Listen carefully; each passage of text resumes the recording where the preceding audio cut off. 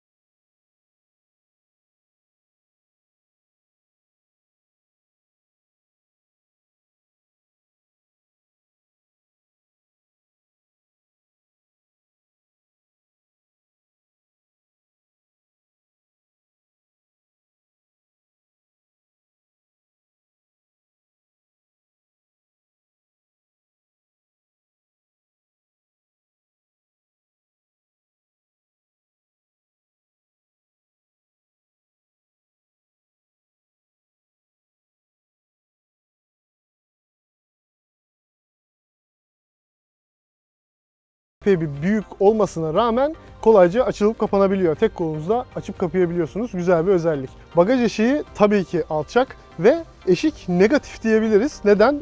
Çünkü bagaj zemini arka tampondan biraz daha yüksekte duruyor. Bu güzel bir özellik. Artı zemin zaten alçak. Bu tip araçlarda görmeye alışık olduğunuz tarzda. Böylece yükleri çok fazla kaldırmanız gerekmiyor yukarıya. Bir de içeride olduğu gibi bagaj bölümü de halı kaplamalı. Bu da çok güzel bir özellik. Aracın bagajının içerisine geçtiğimizde yine halı kaplamalı bir tabla gibi, masa gibi bir şey görüyorsunuz. Ve bu yukarıya doğru böyle katlanabiliyor ilginç bir şekilde. Bunu artı ileri geri oynatıp araçtan çıkartabiliyorsunuz da istemediğiniz zaman. Ve ilginç bir özelliği daha var. Gördüğünüz gibi kalın bir ünite bu. Bu kalınlık neden diyecek olursanız üstünde de bir kapak var bunun. Ve bu kapağı açtığınızda altında 2 tane plastik katlanabilen kasa buluyorsun. Evet, yanlış duymadınız, kasa. Kasa var. Bunu böyle kapıyoruz ve koltuklara geçiyoruz. Koltuklar arka tarafta 6 tane. Bu koltukların tamamının sırtlığı teker teker katlanabiliyor. Yalnız ileri geri kaydırmak istiyorsanız koltukları veya ters çevirmek istiyorsanız dikkat. Birincisi koltuklar teker teker ileri geri kaydırılamıyor. 2'ye 1 olarak gruplamış Mercedes bu koltukları. İkincisi de bu işi ya 2 kişi ya 3 kişi yapın derim. Çünkü çok ağır koltuklar. Neden? Çünkü emniyet kemerleri koltuk sırtlıklarına entegre edilmiş. İçeriye girdiğinizde ilginç şekilde bir sürü ray görüyorsunuz ama kanca ve kanca karşılıkları yok. Kanca zaten 0. Kanca karşılığı ise aracın ön koltuklarının arkasında yerde bulunuyor 2 tane. Artı arka koltuklarda da böyle kanca karşılığı olarak kullanılabilecek çıkıntılar var ama yani böyle harbi kanca karşılıkları yok aracın içerisinde. Neden yok diyecek olursanız daha önce de dediğim gibi raylar var aracın tabanında. Mercedes'te de aksesuar olarak kanca karşılığı olarak kullanabileceğiniz şeyler satılıyor. Artı duvarlarına gelelim aracın. Çok geniş gözler sunan duvarları yok diyecektim ki bir tane göz buldum. Bu tek göz zaten böyle A segmenti otomobillerin bagaj bölümleri kadar bir hacme ev sahipliği yapabiliyor. Onun için bu konuda da kutlayabiliriz Mercedes'i. Güzel bir göz koymuş.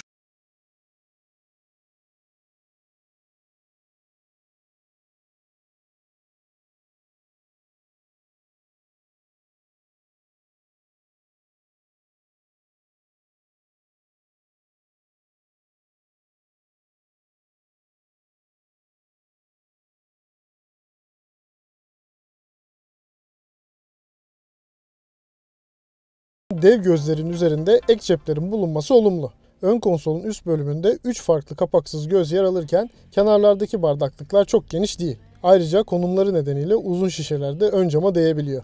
Torpido gözü araç boyutlarına göre biraz ufak kalırken iç aynanın önündeki gözlük kabı iyi düşünülmüş. Orta konsolun iki yanında yer alan boşluklardan sürücü tarafında olan aynı zamanda AUX ve USB girişlerine ev sahipliği yapsa da bu kısımda telefonu size dönük olarak yerleştirebileceğiniz bir yer bulunmuyor. Arka bölümde farklı yerlere dağılmış toplam 4 adet bardaklık ve 3 adet 12 volt soketin haricinde ikisi küçük, ikisi de dev gibi toplam 4 adet cep bulunuyor. Isıtmaya da sahip sürücü koltuğunda sizi çok rahat ettiren Vito Tourer Select'in bu koltukta bacak ve elektrikli bel desteği de sunması olumlu olsa da sırtlığı yatırmak çevirmeli kolun yerleşimi nedeniyle çok kolay değil. Yükseklik ve derinlik ayarlı direksiyon simidi 1.77 boyumla ideal sürüş pozisyonunu bulmayı kolaylaştırdı. Ön yolcu koltuklarında ise durum biraz daha farklı. Tamamen sabit olan bu çiftli koltukta sağ tarafta oturuyorsanız büyük bir sorun yaşamasanız da solda oturan yolcu diz mesafesi problemi çekebiliyor. İkinci ve üçüncü koltuk sıraları yerdeki raylar sayesinde ileri geri hareket ettirilebildiği gibi geriye doğru da döndürülebiliyor. Bu sayede herkesin diz mesafesine uygun bir konfigürasyon bulunabiliyor. Arka bölümde baş mesafesi de sorunsuz olsa da ortada seyahat eden yolcular için kolçak sunulması iyi olabilirdi. Arka koltuklarda sunulan değişkenliğin bir de olumsuz yanı bulunuyor ki o da bu parçaların ağırlığı. 2+1 olarak gruplanan koltuklar hem araç otomobil olarak sınıflandırıldığı için hem de emniyet kemerleri sırtlıklara entegre olduğu için çok sağlam bağlantılara sahip olmak durumunda. Bu da koltuk ağırlıklarının artmasına neden oluyor. Elektrikli olarak açılan kayar kapıdan iç mekanı geçmekse üçlü koltuk nedeniyle biraz zahmetli. Orta sıra koltuklar ileriye bakarken kapı tarafında bulunan tekli ünitenin ileriye doğru katlanmasıyla arkaya ulaşılabiliyor. Bu yöntem bazı rakiplerde sunulan 2+2+3 oturma düzeniyle bertaraf edilebilirdi. Arka sıra için sunulan LED aydınlatmalar ve havalandırma kanalları konforu artırsa da en arka camların sadece dışarıya doğru biraz açılmaları çok pratik değil.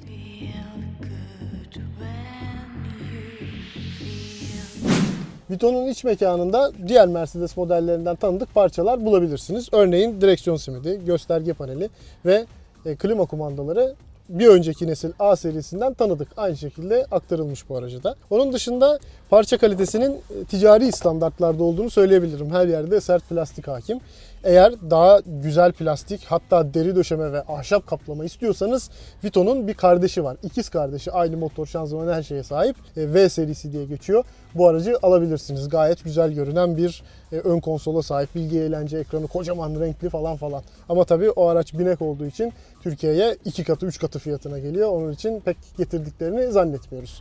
Araç İç mekanı simsiyah görünüyor fakat o kadar geniş cam alanları ve beyaz bir tavanı var ki sıkıldığınızı, basık hissettiğinizi söyleyemeyeceğim. Yalnız Mercedes'e yakıştıramadığım bir durum var. Aslında iki durum var. Bir tanesini söyleyeyim. Önde yolcu koltuğu çiftli olduğu için orta konsolun altında ıvır zıvır yerleştirebileceğiniz bir şey bulunmuyor. Tek koltuklularda var bu opsiyon. Onun dışında bir tane daha var. İçeride LED'li gayet güzel aydınlatmanız var. Ama bu aydınlatmayı açmak için ya da kapamak için yukarı bastığınızda tavanın içeriye göçtüğünü görüyorsunuz. Ben bunu Mercedes'e yakıştıramadım açıkçası. Zengin bir donanım listesine sahip Vito Tourer Select'te binek araç konforu için gerekli hemen her şey mevcut. Direksiyonel LED farlar, 18 inç çaplı jantlar, 3 bölgeli havalandırma sistemi, ısıtmalı ön cam, ön ve arka park sensörleri, geri görüş kamerası, otomatik park yardımcısı, ısıtmalı sürücü koltuğu, yağmur ve far sensörleri, rüzgar savrulma asistanı, kör nokta ve şerit takip uyarıları, start stop, yokuş kalkış desteği, elektrokrom iç ayna, 9 hoparlörlü müzik sistemi, yol bilgisayarı, suni deri koltuklar, LED iç mekan aydınlatması, hız sabitleyici ve sınırlandırıcı, rayda hareket edebilen arka koltuklar, halı kaplama ve elektrikli kayar kapı araçta standart olarak sunuluyor. Vito Tourer Select'in temelde bir ticari araç olduğunu hatırlatan bilgi eğlence ekranı daha çok bilgi ekranı olarak adlandırılabilir. 5.8 inç büyüklüğe sahip ekran renkli olsa da dokunmatik değil. Bu sayede ana menülere fiziksel butonlarla ulaşılabilse de sistemden çok şey beklememek gerekiyor. Apple CarPlay ve Android Auto gibi arayüzlerinin sunulmadığı ünite üzerinden ses sistemi ve telefon bağlantıları kontrol edilebiliyor. Geri görüş kamerasının aktardığı görüntünün de çok kaliteli olduğu söylenemez. Ayrıca bu görüntünün üst kısmı sanki kesilmiş gibi duruyor. Aracın arka bölümü düz olduğundan bu bir sorun değilmiş gibi algılansa da yaklaşılan yerin düzlüğü her zaman garanti edilemeyebilir. 9 hoparlörlü ses sisteminin kalitesi ise bu tip bir araç için gayet başarılı. Vito Tourer ilginç şekilde gündelik kullanıma uygun. Aracımız uzun şasili, ekstra uzun şasi değil, uzun şasili versiyon. Evet, 5 metrenin üzerinde bir boya sahip, 1.90'ın üzerinde genişliğe sahip. Ama eğer minicik bir yere park etmeniz gerekmiyorsa geri kalan her şeyi layıkıyla yapabiliyor. Bunların nedenlerinden bir tanesi aracımızın arkadan itişli olması. İleriye güç aktarılmadığı için direksiyon açısı inanılmaz derecelere gelebiliyor. Bu sayede de yani D segmenti sedanların 2 manevrada döndüğü yerlerden tek manevrayla kurtulabiliyor ilginç bir şekilde. Bunu test ettim ve gördüm dün.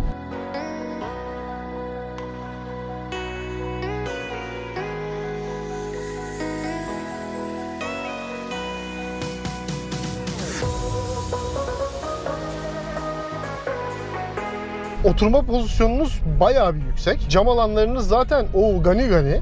Gördüğünüz gibi zaten yan cam neredeyse benim diz seviyemden başlıyor. Birazcık kassam şuradan ön lastiği göreceğim yani o derece. Görüş açılarımız harika. Sütunlarımız incecik. Yalnız şöyle bir kötülüğü var aracın. Önümüzde ön tarafta iki yolcunun oturmasına izin veriliyor. Bu ne demek oluyor? Hemen yanınızda bir yolcu oturuyor ve onun da arkasında hemencecik kafalığı var. Bu kafalık eğer yolcu yoksa bence çıkartılmalı. Çünkü yani aynanın yarısını kaplıyor, öyle diyeyim size. Arkada kimse oturmuyorsa zaten bütün koltukları kaplayabiliyorsunuz ve o zaman zaten daha da güzel bir görüş açısına sahip olabiliyorsunuz. Her taraf günlük güneşlik oluyor. Direksiyon sistemine gelelim. Arkadan itişli olduğu için araç öne gitmemesi gücün güzel bir şey. Böylece torque steer diye bir şey yok. Ne kadar gaza basarsanız basın.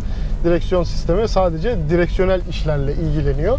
Ve bu da bence çok başarılı bir direksiyon sistemi yapmış. Önden çekişli versiyonlar ve önden çekişli rakiplerine oranla çok daha başarılı bir direksiyon sistemine sahip. Düşük süratlerde gayet yumuşak, yüksek süratlerde de güven veriyor. Fren pedalı, gaz pedalı ticari araçlardaki gibi uzun yollu. Ve gaz pedalı biraz yumuşak, fren pedalı da biraz sert geldi bana şahsen. İlginç şekilde izolasyon konularında başarılı diyebiliriz Vito'ya. Lastik sesi izolasyonu gayet iyi. Zaten içeriye hiç lastik sesi almıyor. Kalın lastikleri olmasına rağmen. 245 tabanlılar lastiklerimiz. Rüzgar sesi yani bu kadar cam alanı bulunan bir araç için normal bence. Kabul edilebilir seviyede. 120 civarı böyle bir rüzgar sesi geliyor ama sanki her yerden böyle bir azar azar böyle bir rüzgar tünelindeymişsiniz gibi ses geliyor. Yani bir yerden böyle rahatsız edici bir ses gelmiyor. Motor konusunda ise şöyle demem lazım. 2.1 litre hacimli motorlayız. Mercedes'in eski nesil turbo dizel motorlarından bir tanesi. Biliyorsunuz artık binek versiyonlarda 2 litre hacimli bir turbo dizel motora geçti Mercedes. Daha güzel, daha yumuşak çalışıyor. Daha hoş bir karakteri var ve hırıltıları, tırıltıları daha az. Ticari araçlar için üretildiğini belli ediyor motor şahsen. Özellikle soğuk çalıştırmalarda ve düşük süratlerde motorun sesini duyabiliyorsunuz. Sürat yükseldikçe zaten şanzımanın da yardımıyla motor sesi kayboluyor. Özellikle de konfor modunu alırsanız ya da eko modunu alırsanız şanzıman zaten mümkün olduğunca çabuk vites değiştirip en üst viteslere geliyor. Devirler gittikçe düşüyor. Mesela şu anda 1100 devirde ilerliyoruz. Biraz daha hızlanırsam daha da düşük devirlerde ilerleyebiliyoruz bir üst vitese attığında. Enteresan bir şekilde. Evet, gördüğünüz gibi yine 1100 devirin birazcık altına düştük. Şanzımandan konu açılmışken Mercedes'in kendi şanzımanı olduğunu belirttiğim 7 ileri vitesli tam otomatik şanzıman. Diyecek hiçbir şey yok. Gerçekten çok güzel bir karakteri var. Yumuşacık geçişlere sahip. Süspansiyon sistemi, katalog değerlerine bakarsanız eğer araçta konforlu süspansiyon sisteminin kullanıldığını görüyorsunuz. Bu sistem ilginç bir şekilde ön aks ve arka aksta değişik ayarlara sahip ve epey değişik ayarlara sahip. Ön aksta yani normal otomobil süspansiyonu gibi sert bir süspansiyon sistemi var. Bir kasise girdiğinizde sanki otomobille girmişsiniz gibi böyle long diye sallanıyorsunuz. Arka tarafın geçtiğini bile hissetmiyorsunuz. Öyle bir değişik bir ayara sahip. Ama ben şahsen beğendim. Özellikle arkada insanlar oturduğunda daha güzel oluyor. Araç daha bir oturuyor yola. Dolayısıyla daha hoş bir konfor iletebiliyor size. Şoför koltuğuyla ilgili pek bir şey söylemeye gerek yok zaten. Tipik kaptan koltuğu. İki tarafınızda da kolunuzu dayayabileceğiniz yerler var. Hatta benim koltuğum olduğu için ısıtma sistemi de var. Gerçi güneşli günlerde o kadar yararı belli olmuyor ama kış günlerinde eminim yararlı olacaktır. Aracın sürüşü ve performansı benim çok hoşuma gitti. Yani bu kadar yüksek yapılı bir otomobilde böyle bir performans beklemek yani bana garip geliyor açıkçası. Ama eski motor dedim, hırıltılı, tırıltılı çalışıyor motor dedim ama 190 beygir güç ve bayağı yüksek değerli tork. Gerçekten de 2 ton ağırlığı, hatta 2 tonun üzerine çıkan ağırlığı gayet güzel yer değiştirebiliyor. 0-100'ü neredeyse 9 saniye aracın ya. Hakikaten yani çok enteresan. Direksiyon sistemi önceden de belirttiğim gibi gayet hassas ve önden çekişli olmadığı için araç özellikle yüksek süratlerde çok hassas olabiliyor. Benim çok hoşuma gitti direksiyon sistemi. Bunun dışında arkadan itişli dedik araç. Zorladığınızda önden kayıyor. Ağırlığın çoğu önde olduğu için ama ilginç şekilde gaz vererek toparlayabiliyorsunuz. Dediğim gibi yine bu kadar yüksekte oturup da böyle şeyler yapmak bana garip geliyor açıkçası ama yapılabiliyor isterseniz. Süspansiyon sistemi işte yani birazcık yumuşak olduğu için özellikle virajlara böyle birazcık seri girerseniz eğer yüreğiniz ağzınıza gelebiliyor ama araçta herhangi bir tehlike yok aslında. Yani biraz fazla yalpalamaya başlıyor. Biraz fazla yatıyor sağa sola. Herhangi bir tehlike oluşturmuyor. Yani alışınca gayet güzel girebilirsiniz virajlara hızlı. Lastik ve jantlarımız sanki sportif bir otomobildeymişsiniz gibi. Yani 45 yanaklı lastiklerimiz var. İnce yanaklı lastikler ve kalın da lastikler. 18 inç çaplı jantlarımız var. Mercedes spor otomobillerle vanları bir birleştirmeye çalışmış ve güzel bir kombinasyon olmuş bence diyeceğim. Bunun haricinde şanzımanın yumuşak olduğundan bahsetmiştim. Yalnız ilginç bir şey daha var. Aracın sürüş modları var. Konfor, ekonomi ve manuel diye. Evet, yanlış duymadınız. Manuel olarak vites değiştirebiliyorsunuz. Nereden değiştiriyorsunuz? Direksiyon simidinin arkasındaki kulakçıklardan. Aracımız Ferrari değil tabii ki ama gayet güzel cevap veriyor yani. Benim son zamanlarda kullandığım araçlar arasında özellikle vites küçültme konusunda en iyilerden, en hızlılardan bir tanesi Vito. Bunu diyeceğimi de hiç beklemiyordum gerçekten Tesla başlamadan önce ama ilginç vallahi. Bravo diyorum Mercedes'e. İyi iş yapmış. Geniş bir yüzey alanına sahip olan aracın 190 beygir güç üretebilen motoru, 2 tonluk ağırlığı ve tam otomatik şanzımanı düşünüldüğünde insan biraz korksa da yakıt alınırken durumun çok da kötü olmadığı görülebiliyor. İncelememize konuk olan araç, Türkiye'de satılan Vito modellerinin tepesinde bulunsa da Tourer Select ailesinin giriş seçeneğini oluşturuyor. Uzun şasiye sahip olan bu modele kavuşmak 2017 modellerde 238.080, 2018 modellerde ise 253.640 liraya mal oluyor. Aracımızda bulunan metalik boya opsiyonu içinse her iki model yılında da 3.007 lira isteniyor. Segmentin artık ortak özelliklerinden olan büyük boyutlar sizi çok rahatsız etmiyor olsa da arkada 3+3 koltuk sırasının sunulması bence biraz rahatsız edici olabilir. Sonuçta rakipler arasında 2+2+3 sunup biraz daha kullanışlı olmayı başaranlar var. Aynı şekilde arka camlar biraz daha fazla açılabilir ve yine arka koltuklar teker teker ileri geri kaydırılabilirler. O zaman kullanışlılık biraz daha artardı. Bir de Mercedes'in bilgi eğlence sistemi var. Mercedes lütfen güncelle artık bu sistemi. Şayet araç içerisinde sürekli 4-5 kişi hatta fazlasını taşıyacaksanız Vito Tourer Select tam da size göre bir otomobil. Rakiplerine göre en büyük artısı biraz kas gücü gerektirse de arka koltuklarının raylar üzerinde hareket ettirilmesi olan bu aracın motor performansı da binek otomobilleri kıskandıracak türden. Bu arada biraz da fiyata değinelim isterseniz.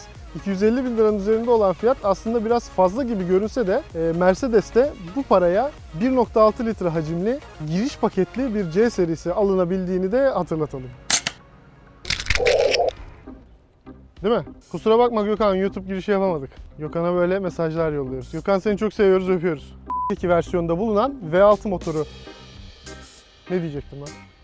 Durumları, ilginç durumları ne be? Nasıl salladım ha? İlginç durumu ne kardeş? Bir daha. Aslında bu nedenle segmentinde genç bile sayılabilir. Oğlum ne bakıyorsunuz o tarafa? Ben de baktım ya. Aracımızın bagajı tahmin edebileceğiniz gibi hangar standartlarında.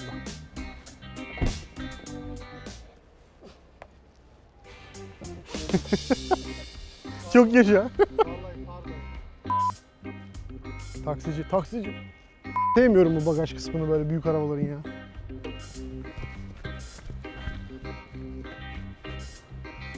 Sabah egzersizimizi yapalım.